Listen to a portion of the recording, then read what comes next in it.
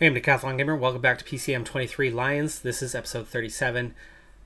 We are at our final objective of the year. Of course, the objective at this point is completely irrelevant. We have locked down our 100% super success for the year, so it's just another opportunity to score some points, get a little more racing in before we then do our signing period and head into, hopefully, Continental Pro for the coming season. That is going to largely come down to the re-signing of Samuels.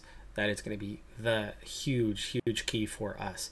This is the finishing circuit right now. We are on what is the finishing hill as we go over the top, and looking at the descent, that's very technical. It's going to be very hard to make overtakes. As you can see, a lot of aero tuck, but then you have this little winding right, left, right, and straight, and the finish line was back there. I think we turned left, and the finish line was just off to the right. So that'll be good to keep in mind. It's a very technical finish, meaning if you have position over the top, over the finish, over the top of the climb, you're going to be in really good shape. And really, there's just that last climb is very gradual. It's the two before it that are both steep and going to be intense, high percentages for those as we set it up. Last two riders of the break still have a minute 50 advantage with just 26k to go, but I think they should be caught fairly easy, especially when you include the climbs and the fact that it's down to 2 riders out of what was 5. I would imagine they're going to be pretty fatigued at this point. We do want to set ourselves up, though, here very soon for this final phase. You can see there's a lot of fatigue, but that's mostly in the domestiques.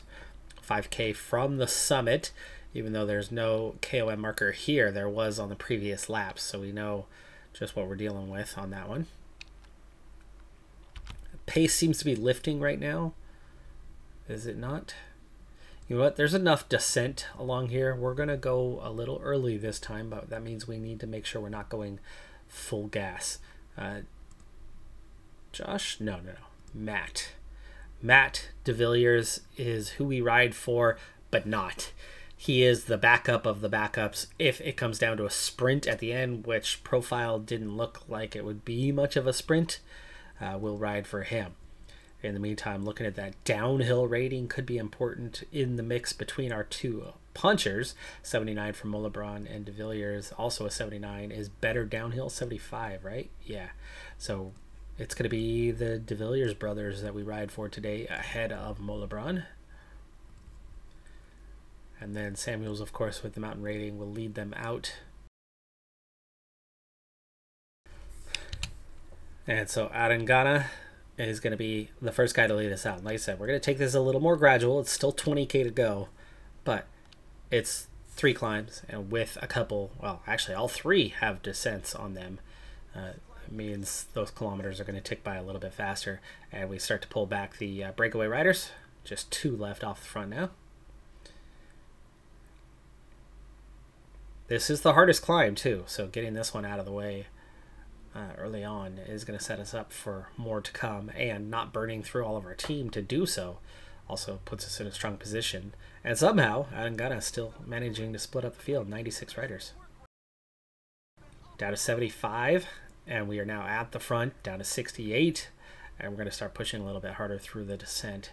You can see the guys at the back of the line are going to recover. Down to 45. Nice. Get Burhi ready.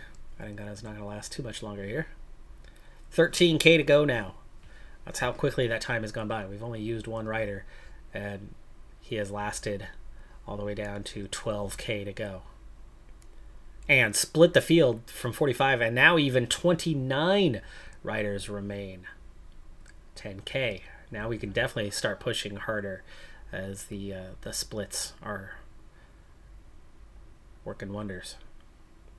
Arengana is going to drop off the back here, but Burhi is done. On to Jamal. Nearly to the top of this thing, 8.3k. This is going to do some damage to DeVilliers, but again, that's if it comes down to that, it comes down to that. If it doesn't, so be it. 44 riders down. We only dropped, there we go, 22.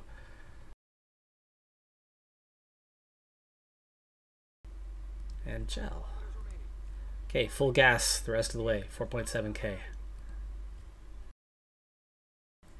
I'll try to grab onto that. Burhi, Arengana are both gone. Just 21 left. 21 left. Jamal fading. De Villiers is fading. Wait. Really? That De Villiers is fading?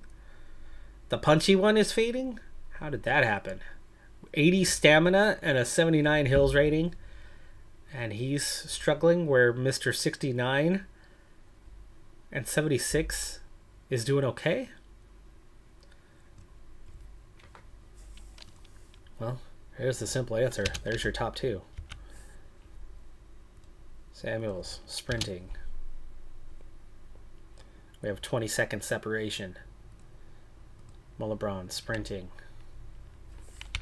There we go. Now, 1.7K. Josh, sprinting. Final kilometer. Samuels is going to take the win ahead of Mullebron. We don't get back to come through for third place. It was a little too late, but that just shows you how technical. I told Matt to sprint at 1.1K. Look how much red bar he used. There's just nothing doing there. I told you the top of that climb was everything, and it was. And we got a very comfortable 1-2 finish on that one. We needed a stage win. We already just nailed it down. Now it's time to start thinking about the overall. However, if I bypass every single one of these stages is punchy or more, I'm going to look at the profile on this one before I make a decision. Stage 2 has been fairly straightforward so far. One big climb, but it was early enough in the stage, and the breakaway had already been established by that point. In fact, that breakaway was originally of 9 riders. By the top of that climb, the breakaway couldn't handle it, and a few riders were dropped. But as for the peloton, everyone else managed to get over the top just fine, as our pace was nice and steady. Now, which has 27 kilometers to go in this one, it's not a big stage, it's not a terribly challenging stage, and that now smaller breakaway only has a 1.5 minute advantage, meaning they should be a fairly easy catch. For now, I've been taking it relatively easy. The first of the last 2 climbs is now behind us, though there's a little bit of a false flat section here in just a moment. We will get a little bit of recovery on the upcoming descent before we go into that final climb. But then that final climb is not a finish at the top. It finishes with a gradual descent. Therefore, oh, actually, no, there's another. I'm glad I checked on that. You can't see it behind the face cam, but there is a last little uphill, the final kilometer or so. So that could make the finish a little bit interesting on this one. But as we go to set up for this final climb, those 6 riders are now 45 seconds ahead.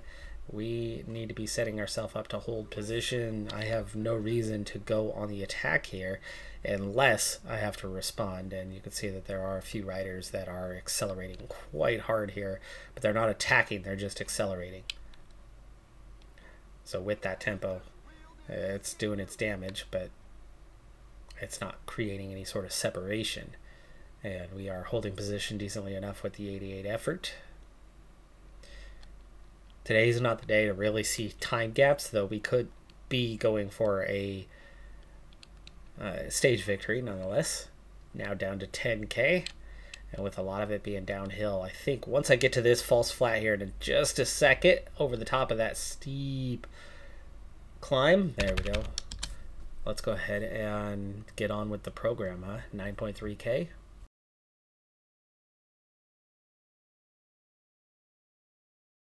Arengana is well positioned. There's 3 domestiques from the day that are pretty tired here, so not getting anything out of them, but Arengana is going to stay at the front. Burhi and De Villiers were at the back already, kind of struggling to hold their position, so letting Arengana do the work for the moment, and then we'll set up Jamal here shortly before we hit the top, and maybe as soon as we round this corner, we'll tell Jamal to get on with it. One rider, Clark, has gained a little bit of separation, but as we put our foot down, instantly the field splits. Well, it split for a moment. It was Burhi and De Villiers that split it.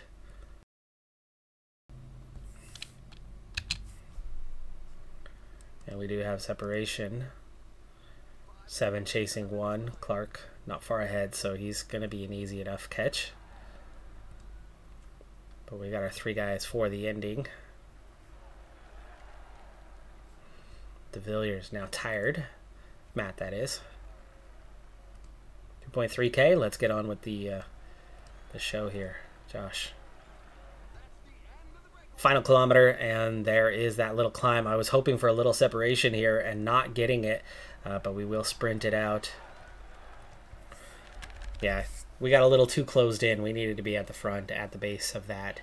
We were almost at the front, but Mark Hershey's too fast. At that point, we needed to be ahead of him, not level with him, and he easily pulled away. No matter, we're still really well placed. Though sadly, I felt like we should have gotten a separation for the top 2. They should have gained some extra time on that last stage, as there was a clear gap and it was established comfortably before the end of the stage, and it was a punchy stage. But of course, it's us. We don't get those gaps. The AI love to give them those gaps, but so everybody's still on the same time. And 74 on the peloton apparently today means a large group on the same time. There was a gap given today at about the midpoint of that peloton, plus there was a gap given, just not at the front on that last stage. So suddenly we're looking at just 19 riders left on the same time, besides those who took first, second, and third on those first 2 stages, all being among the 19 that are still on the same time. So Hershey moves into the race lead. I guess count back, shouldn't Samuel still be holding that jersey as he won the first stage? I don't know. Well, anyway, Mullebron, Samuel's still there. At least we don't have to try to protect it. But of course, our favorite guy, Mark Hershey, now has it. One of 2 queen stages here in this race. It's going to finish with a big mountaintop, straight up climb. And the unexpected part, expected it to be very simple on the way to the climb itself. The breakaway, 11 riders, is not severe. It's not a lot. The gap's certainly not big. It's only 3 minutes. They're just about in sight. But the peloton, yo-yoing, yes, but 40, 60, 70 riders. Really surprising. The tempo has been really high. It is a short stage, though. But the tempo has been very, very high right from the beginning. And everybody is feeling it. But the good news is that Samuels, Mullebron, Jamal, our 3 guys, our 3 leaders, aren't feeling it. We've kept them well protected. How much of this field has gone unprotected and is going to be looking like a Matthew de Villiers at this point, or a Burhi, and already out of energy. 7K to go on the climb, and as much as I'd like to wait and play this out, I still have 6 of my guys, and it's only 7K. We're going to put our foot down right here at the base. Looking at the climb, though, I mean, we're talking black. It's steep, very steep.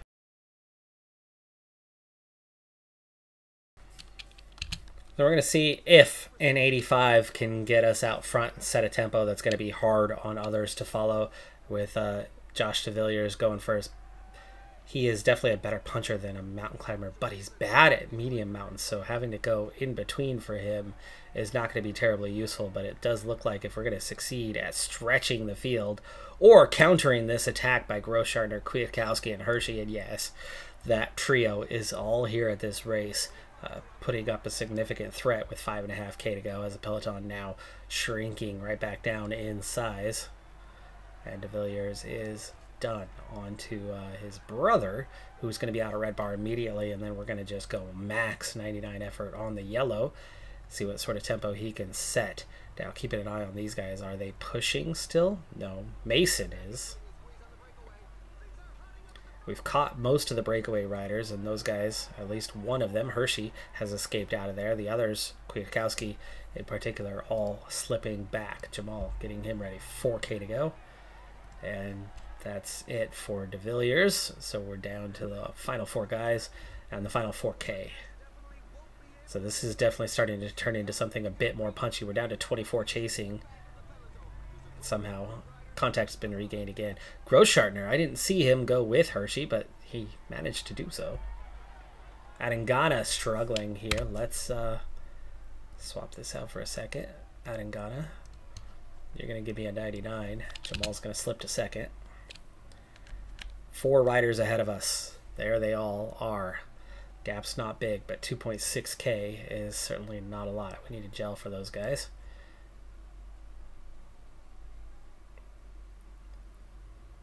Adangana, I think we're going to have to leave him behind and get on with it with Jamal.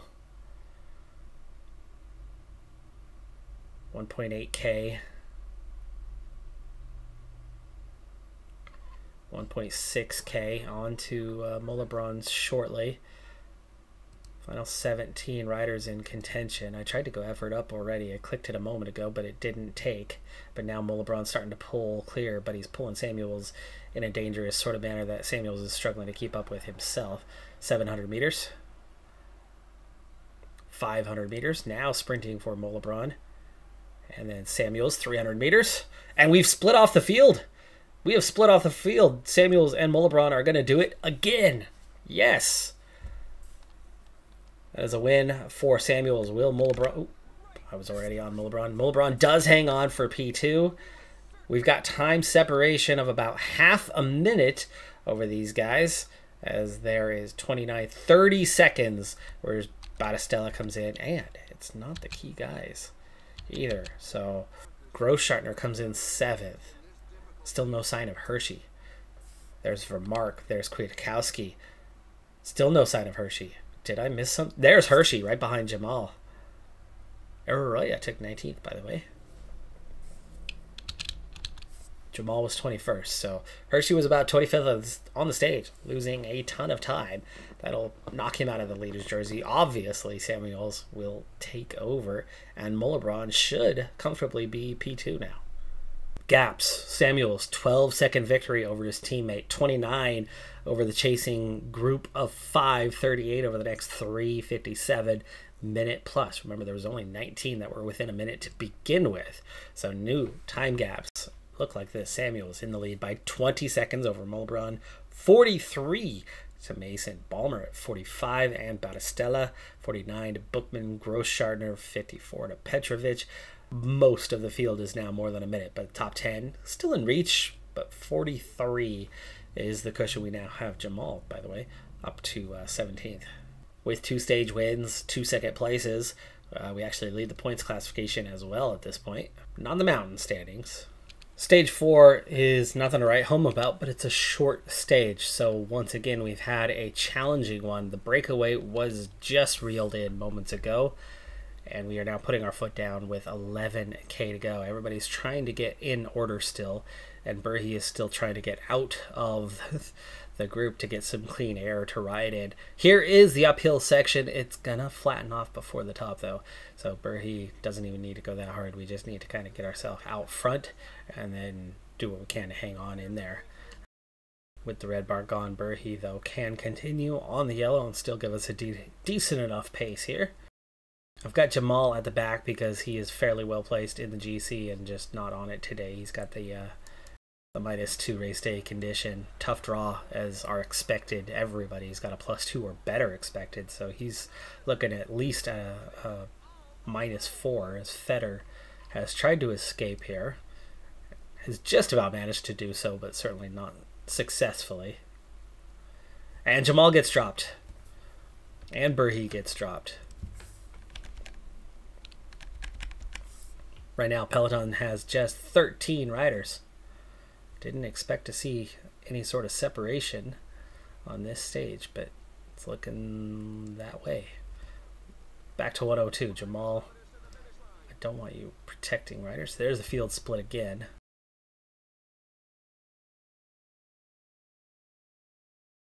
Where did our team go?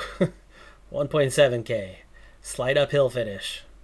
So Mollebron starting that lead out. And Samuels trying to finish it off. Field has split. Hershey's going to win another. We're going to overtake Kwiatkowski for second place. It looks like maybe the red bar's gone. His red bar ran out a little before ours. and that is a second place finish for Samuel. So 2 stage wins and a podium to go with it. Mulebron gets 4th, well placed there. Maybe some time gaps here in this one, maybe, just maybe. Samuel's Kwiatkowski, Hershey should have same time. Mulebron may lose a few seconds there. First time gap is not given until 54th place at 2 minutes down, so the front end of the field stays relatively close on this one, and that now places Samuels with a 26-second advantage over his teammate, 49 over the chasing pack. Battistella moves up the order a little bit to 4th. Grosshartner moves up a spot, so that's count back on those 2 competitions there. And Hershey moves up 1 spot. He's 3 minutes down, so he's really not a threat anymore other than as a puncher. But the one stage that remains is another mountaintop finish, so it could still change. 49 seconds is certainly not necessarily enough. We are expected, Samuel started his fitness peak yesterday, so he is expected to have +4 or 5. Mulebron's already on that as well, so both of them are expected to have good race day condition, better than what they actually had today. If they have that, I don't see why we couldn't hang on to what we have, which is a 1-2 finish. Potentially, maybe not though. Depends on how things play out. But things are looking awfully good right now. But it's not going to be an easy final stage. That final stage though is going to go into our next episode. It's going to kick off our signing special. So we'll go straight into that climb.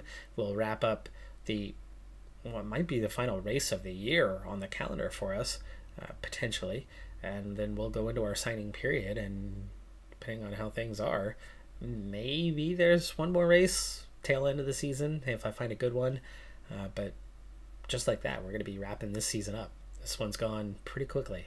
That is going to do it for this episode though. I'm Decathlon Gamer. Like, comment, subscribe, and I'll see you next time. Have a good one, be safe out there, and bye for now.